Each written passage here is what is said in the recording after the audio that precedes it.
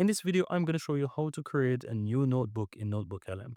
It is super easy to do, guys. Once you're on notebooklm.google.com, you will be able to find the projects available to you here to create. So you can click on create new in the upper right, and it's going to take you right inside.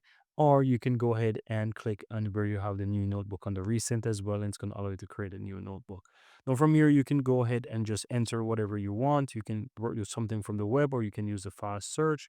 Or if you want to work with your text that you have or Google Drive or something from YouTube or upload a file, you can also do that as well. I'm going to go ahead and choose, for example, upload a file. I can click and browse files on my computer, choose a file on my PC.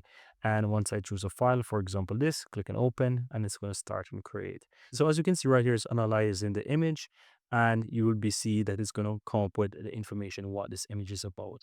In the meantime, if you want to change or rename that new notebook, you can go ahead and just basically change the name. I'm going to just say device, for example. We can name it that, hit enter, and it's going to rename it for us. And so that's it, guys. So you can quickly go ahead and create a new notebook on NotebookLM.